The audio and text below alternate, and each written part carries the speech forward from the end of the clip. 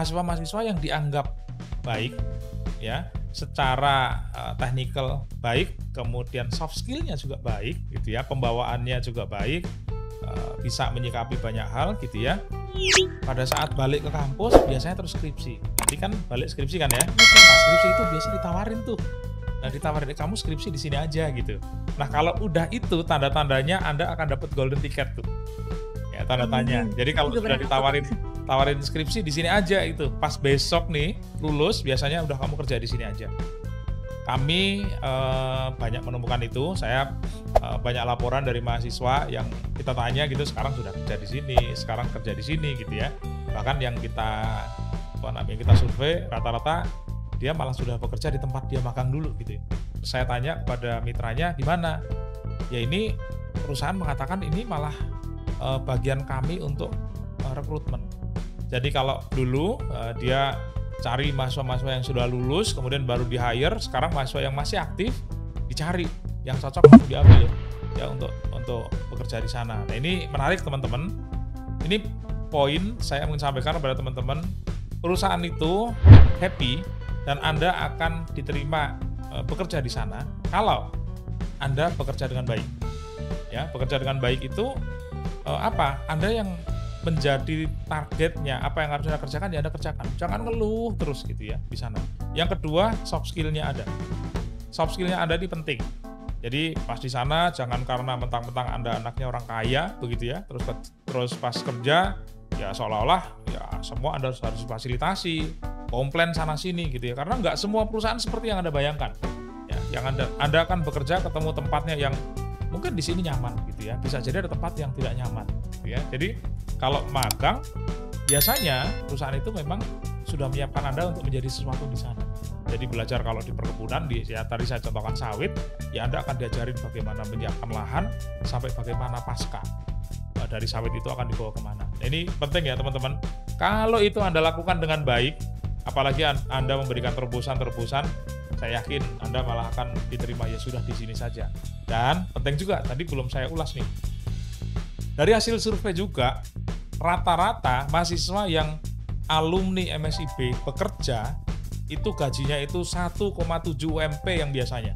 Wow. Ini hasil survei juga gitu ya. Jadi mungkin kalau di daerah Kalimantan misalnya ya, di sana UMP-nya berapa, itu mahasiswa bisa dapat itu. Saya bertanya kepada mitranya, kenapa dia digaji segini? Ya memang mahasiswa ini mampu. Dan mereka magang selama 1 semester, dia menunjukkan bahwa dia siap untuk menjadi sesuatu di perusahaan ini. Jadi memang dipersiapkan. Ini penting nih ya. Jadi perusahaannya happy dengan adanya ini. Makanya banyak perusahaan yang mendaftar gitu ya. Untuk magang ini saya melihat saat ini sudah baik ya. Saat ini sudah baik. Tapi tentunya karena kami saat ini melakukan ya dengan anggaran yang cukup besar. Tapi harapannya kan ini jangan terus kami dorong dari kementerian gitu ya. Tapi harapannya ini bisa menjadi mandiri nantinya. Jadi yang kami berikan saat ini adalah praktik baik bagaimana proses magang. Jadi teman-teman ini dari perguruan tinggi ya, proses magang yang mungkin saat ini cocok begitu ya, itu teman-teman dari perguruan tinggi harus ngecek dulu tempat atau mitranya, perusahaannya harus cek dulu. Minimal seperti yang kami lakukan. Yang pertama, pastikan mahasiswa itu 1 semester ngerjain apa di sana. Itu harus clear gitu ya. Kemudian dengan spesifikasi mahasiswa seperti apa yang diminta. Kemudian nanti mahasiswa yang diterima juga harus sesuai dengan bidangnya. Jadi bukan hanya titipan-titipan. Jadi clear itu apa yang kami lakukan ini memberikan praktik baik agar perguruan tinggi nanti melakukan hal yang sama pada saat magang. Tidak asal ngirim magang. Bahkan saya sering mendengar begitu ya, ada mahasiswa yang tiba-tiba buat laporan, saya sudah magang Pak gitu ya, ada yang kondisi. Nah itu harusnya dihilangkan gitu ya, agar mahasiswa betul-betul mengikuti magang dengan baik. Kemudian untuk studi independen. Studi independen ini memang kami saat ini juga mengkurasi perusahaan-perusahaan yang menyediakan pelatihan itu cukup mahal memang. Nah, kami sampaikan pada perguruan tinggi, nanti mahasiswa pada saat dia mengikuti studi independen di sana, mahasiswa ini jadikan agen untuk perguruan tinggi mengenal mitra ini. Tujuannya apa? Agar nanti mitra ini bisa langsung berkolaborasi dengan perguruan tinggi. Jadi nanti mitra ini bisa didorong untuk mungkin memberikan pelatihan-pelatihan yang lebih singkat begitu ya, atau mungkin bisa kolaborasi sama seperti ini dengan biaya yang relatif terjangkau. Akhirnya mahasiswa bisa mengikuti pelatihan-pelatihan yang bisa dikatakan pelatihan ini skill untuk masa depan gitu ya. Karena jangan sampai mahasiswa ikut pelatihan yang pelatihannya hanya kebutuhan yang penting untuk ikut pelatihan, tapi depannya nggak akan terpakai. Misalnya contohnya pelatihan mengetik misalnya, itu mungkin sudah nggak lagi gitu ya zaman sekarang gitu ya, harus berubah lagi. Terus terobosan lain begitu ya, kami tentunya ingin mahasiswa-mahasiswa di Indonesia untuk bisa cepat mendapatkan pekerjaan ya, bagi yang ingin bekerja. Nah ini saat ini memang kita terus ngajak mitra sebanyak-banyaknya, dan juga mahasiswa kita ajak sebanyak-banyaknya agar mahasiswa belajar lebih banyak lagi agar besok bisa cepat untuk bisa mendapatkan pekerjaan. Mahasiswa sekarang kalau mendaftar itu biasanya yang penting lokasi biasanya. Jadi kalau saya contohkan Rani gitu ya, pas daftar karena dari Semarang, pokoknya saya mau nyari tempat di Jakarta gitu ya. Karena di Jakarta ada sesuatu, atau di Jogja atau di mana gitu ya. Mahasiswa ini dapat kesempatan 22 lowongan. Ya, 22 lowongan. Mungkin ada pertanyaan juga, kenapa 22 lowongan itu ya? Dulu itu saya bebaskan, atau MSIB bebaskan mahasiswa mendaftar sebanyak mungkin. Iya. Dulu gitu ya.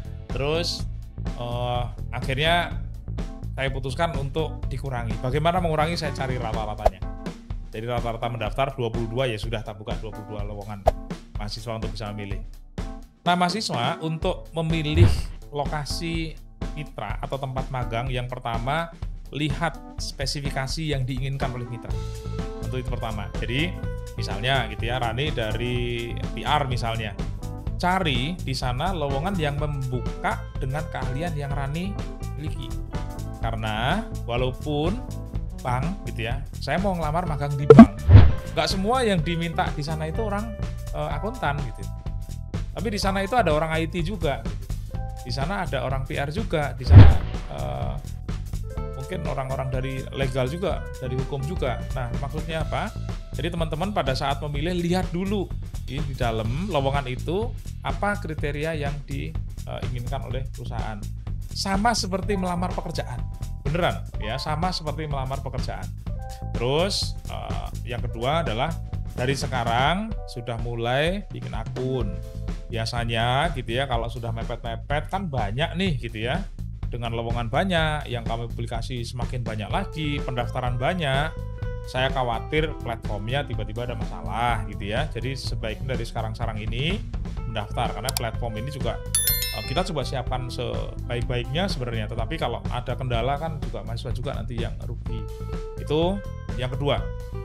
Jadi yang pertama tadi, pada saat memilih lihat kriterianya. Yang kedua, cek kalau perlu sekarang sudah mulai berdaftar. Dan yang ketiga, teman-teman jangan lupa berdoa. Ya, tentunya jangan lupa berdoa, teman-teman, agar bisa mendapatkan tempat magang yang baik ataupun studi yang baik, dan itu untuk menunjang atau mendukung untuk masa depan teman-teman semua. Mungkin itu kali. Wow, sangat-sangat luar biasa, dan ini benar-benar perlu diperhatikan ya Pak ya untuk insan dikti, karena mungkin ada beberapa yang asal mendaftar saja nih Pak. Wah, asal daftar yang penting bisa ikut MSIB. Kalau anak-anak zaman sekarang tuh bilangnya FOMO Pak, takut ketinggalan sama teman-temannya gitu. Padahal ternyata jika mendaftarnya tidak sesuai spesifikasi, mungkin di tempat magangnya juga akhirnya tidak bisa belajar dengan maksimal ya Pak ya, karena tidak sesuai dengan spesifikasinya gitu. Ya itu betul Rani, karena ada loh perusahaan itu yang nggak terpenuhi. Padahal satu sisi mahasiswa mengatakan kok saya nggak diterima, padahal dia baru, misalnya ada perusahaan terima 200 magang gitu ya, pas dicek di sana baru ada 182 misalnya. Ini kan masih banyak, masih 18, tapi kok saya di reject gitu. Nah itu bisa jadi nggak sesuai gitu ya kriterianya. Atau tadi wawancaranya mungkin pas ditanya, kalau misalnya besok kamu harus ditugaskan untuk memeriksa di site lokasinya ada di Medan, mau apa enggak?